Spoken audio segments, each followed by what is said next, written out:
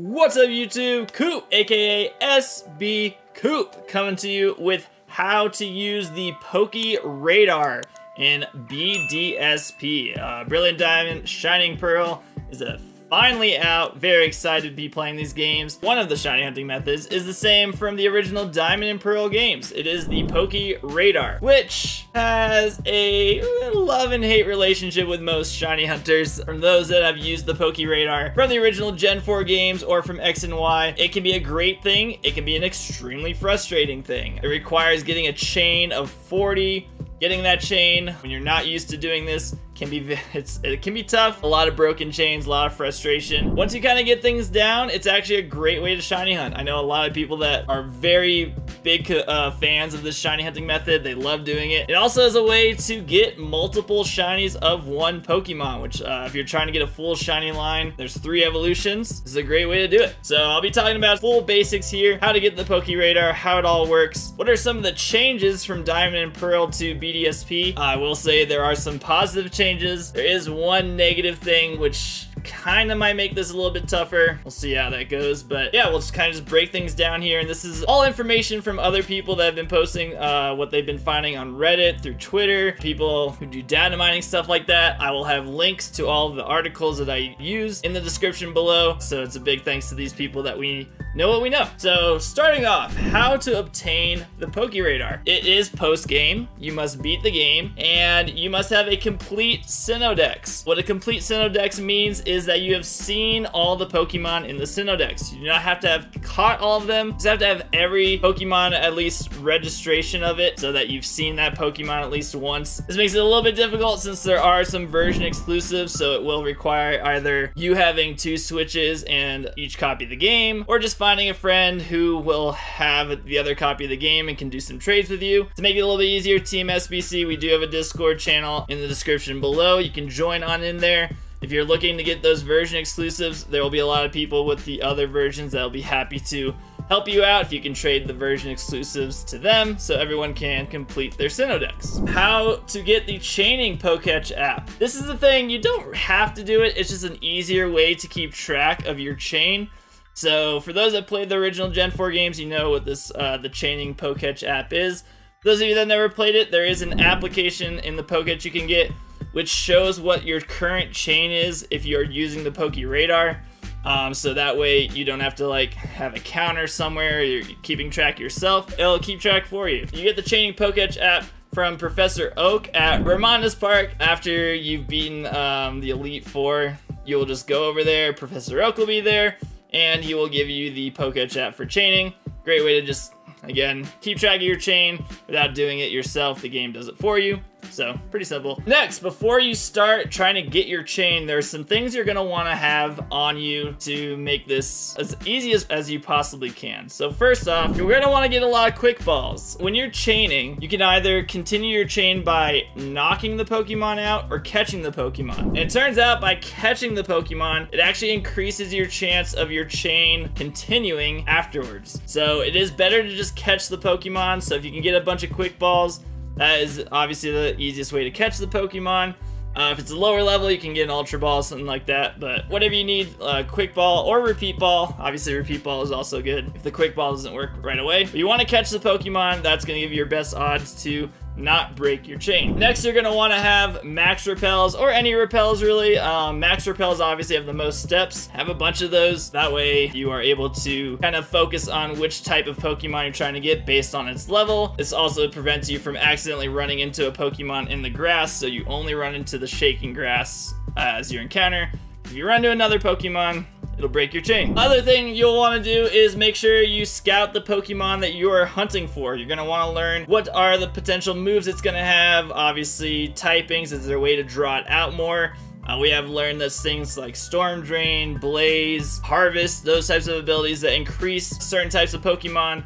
They do work in BDSP, so if you're going for a grass type, you're going to want to have a Harvest Pokemon to increase the grass types. Again, just certain ways to help you out any way you can. Next, we're gonna be starting your chain. So, to start your chain, you are going to go to the patch of grass. You can only use the Poke Radar in grass. It does not work in water. It does not work in caves. Only grass encounters. So keep that in mind. So you go to the patch of grass, wherever your Pokemon is, and you will put on the repels. Max repels, again, I would suggest having. You will have to charge up the Poke Radar, assuming you've been walking around not using it. It should be fully charged. To charge it up, you'll see you just move around. It'll tell you how many steps you need to charge it up. Not a big deal. Very easy to charge these things up. So you'll activate the Poke Radar. You'll see 4 patches of shaking grass. What is different from the original Diamond and Pearl and X and Y games is there used to be 2 types of shaking grass. The speed would be different, so there was a slow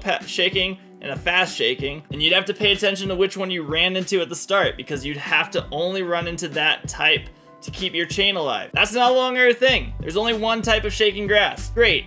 Makes it so much easier. So do not worry what type of shaking grass you run into. Just run into the grass. This is how you're gonna start your chain. Before you start chaining, save your game, because what you're gonna do is if you ever break your chain, you'll just save and then restart the game if you didn't find the Pokemon, if you broke your chain. This way you're not like using all your repels, your quick balls, whatever you bought.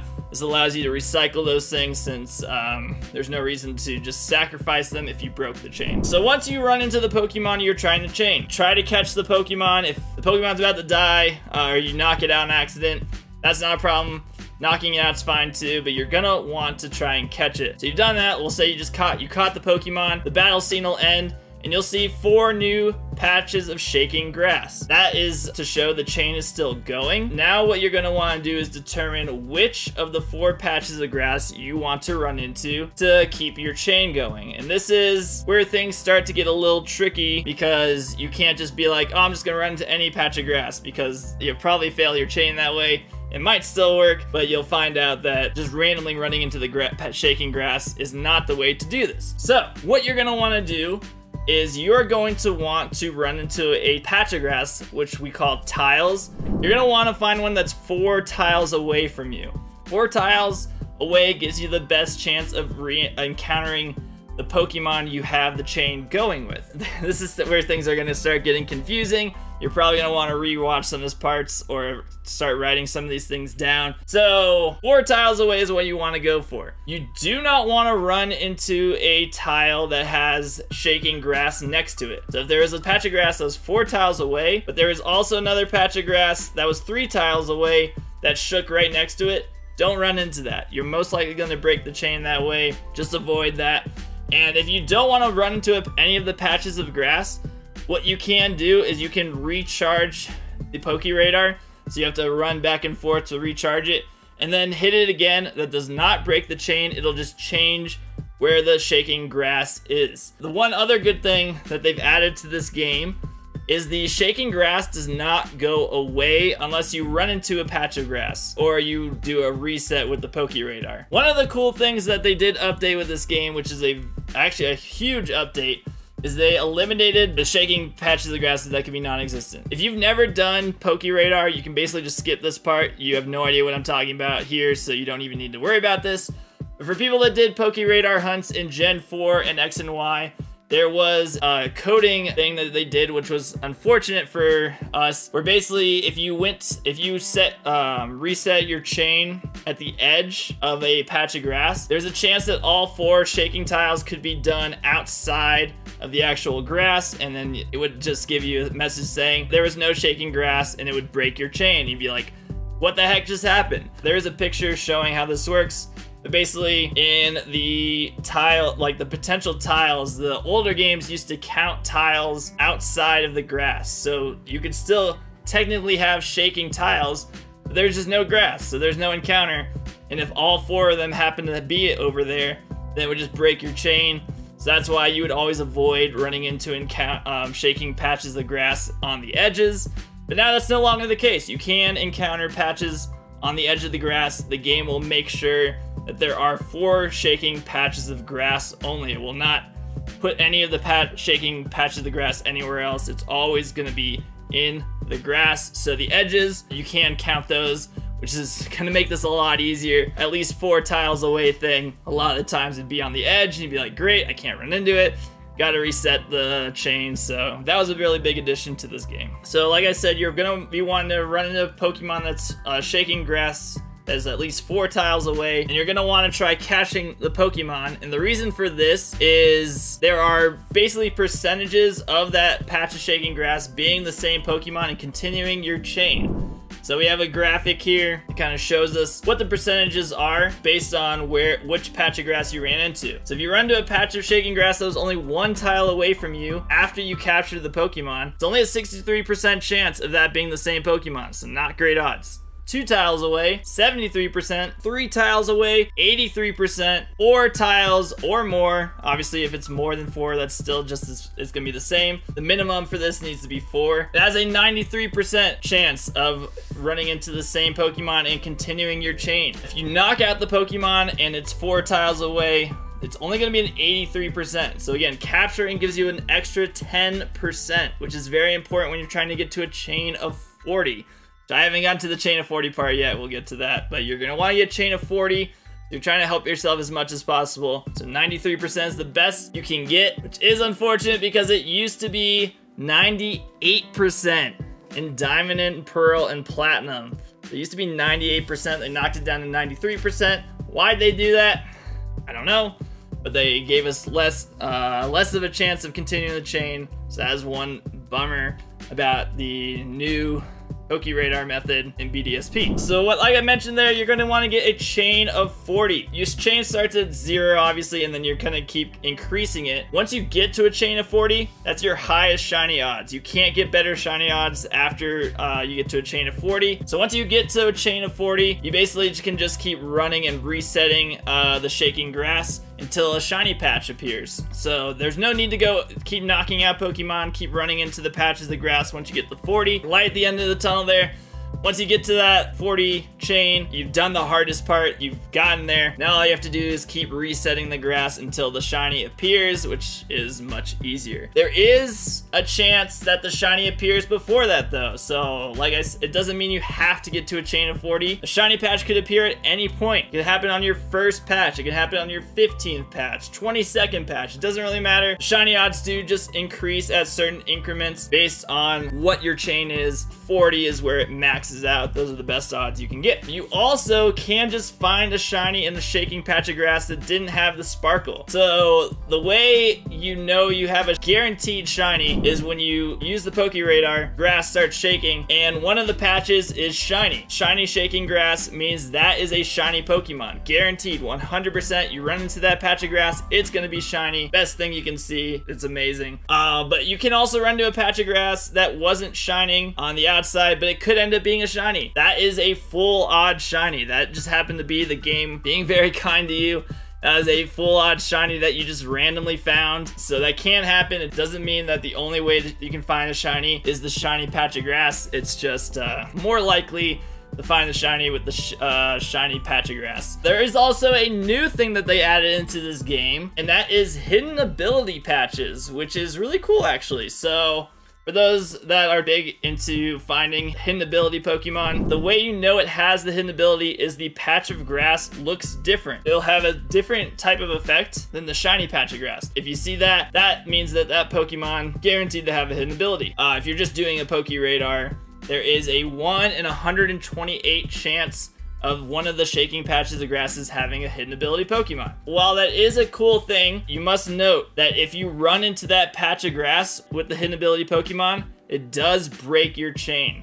So unfortunately, you cannot continue a chain after you run into a hidden ability Pokemon. So it's kind of something where if you're trying to find a hidden ability Pokemon, you can do that, but if you're trying to get a shiny Pokemon, you're better off just keeping your chain going. It depends, I guess it depends where your chain is. If you're close to that 40 chain, don't break it. If you just started your chain, you're like something below 10, you can if you like the hidden ability, you can run to the hidden ability patch of grass and it'll break your chain. You have to start over, but you have a hidden ability Pokemon, so that's pretty cool. There is a chance that a shiny patch of grass is also a hidden ability patch of grass. They can both be on top of each other. Very crazy odds for that to happen though. So, but it can happen. There is that chance where you'll see a shiny patch of grass that also has the hidden ability patch of grass effect happening.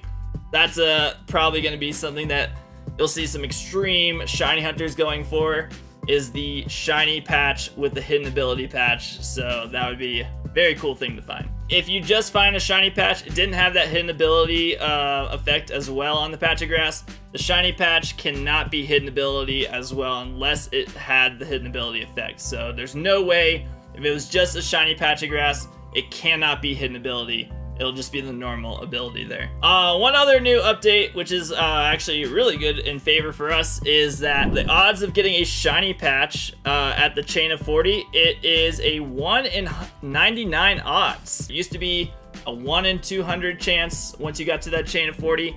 It's now 1 in 99, so that is a thing in our favor. Very good to find more shiny patches. Another new thing that is happening in these games is you can have multiple patches of grass that appear like in the same distance away from you. You can have 4 patches of grass shaking that are all 4 tiles away. It used to not be that way. It used to not be able to have that chance of happening. It's a good thing, actually. You don't have to be worried if that happens. Just be like, wait, which one should I? It's like, can I not run into any of these? Can I still pick wrong? I guess you technically could, but there's no reason to not run into a patch of grass. If all of them turn out to be 4 tiles away, you can just pick whichever one you want, take a guess, maybe based on where the next patches could potentially be, but you can run into any of them. It's not something when that happens that you should avoid all of them. It is a thing that happens in these games now, so it is okay if that does happen. Another thing, you cannot save the game and turn it off if you are in the middle of a chain. That will break the chain. Maybe you've been going at this for hours and hours and hours. You finally got to like a chain of 20, but you're just like, ugh, I'm tired. I don't want to play the game anymore. You cannot save and turn off the game. You can just put the Switch into sleep mode, but again, no saving and turning it off. That will break the chain. You'll come back. The chain will be gone, so do not do that. One thing to keep in mind, again, as I mentioned before, that the odds of finding the same Pokemon keeping your chain alive when you catch it is 93% chance. The chain can just randomly break. This is not a 100% guarantee. It's a tough shiny hunting method, especially when you've never done it before or it's been a while since you've done it and you're rusty at it. You're gonna be breaking your chain a lot. It's gonna get very frustrating. You're gonna think, I did everything right. I approached a patch that was 4 tiles away. The shaking patch wasn't touching anything else. And then my chain still broke, and you'll be like, why did this happen? I had a chain of like 30 going. It's just how this game works, unfortunately. It is not a guaranteed thing. Getting to the chain of 40 requires a lot of practice. It's shiny hunting. We know how this goes. You gotta be patient.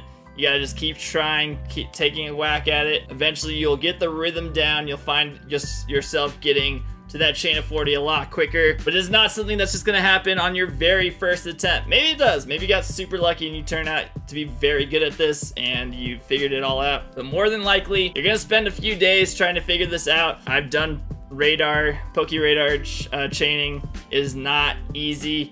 It's very easy to get frustrated when you get to that chain of like 38. You're right there at the chain of 40. You run to another patch, and it's the wrong Pokemon and your chain just broke. So just remember, you just gotta keep trying until you can get things down. This is not an easy shiny hunting method, I will say.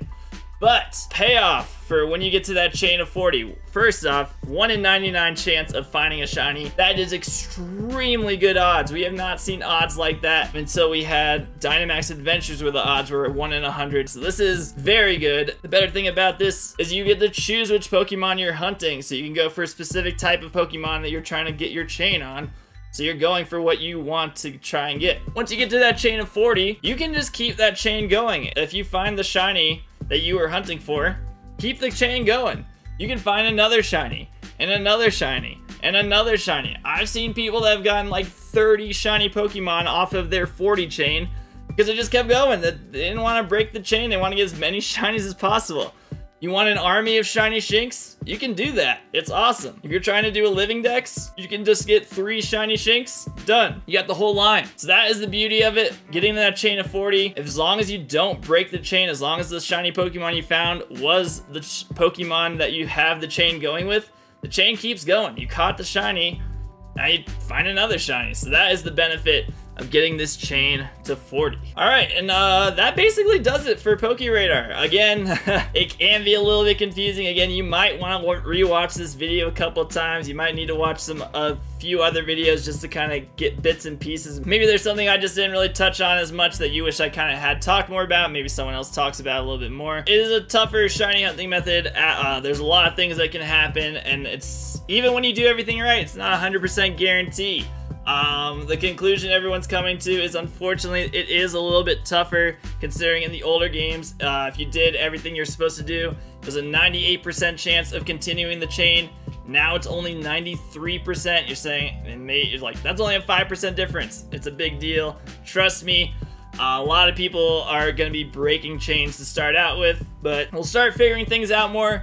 Maybe more information will be coming out. People will be saying, oh, I learned if you do this, this is better. If you try this, this is better. We'll figure some more stuff as the game is out.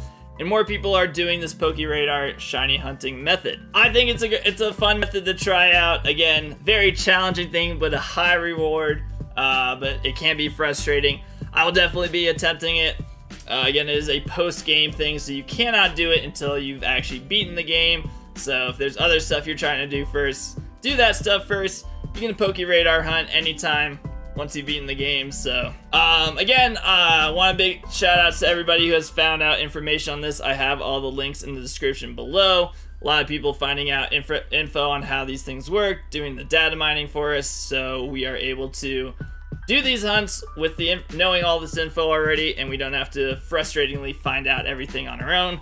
PokeRadar hunting is frustrating enough. We don't need to realize what's the best way to keep your chain going. It's nice to just have this info on your hand. So good luck on your guys' PokeRadar shiny hunts. I will be doing some myself over on my Twitch channel.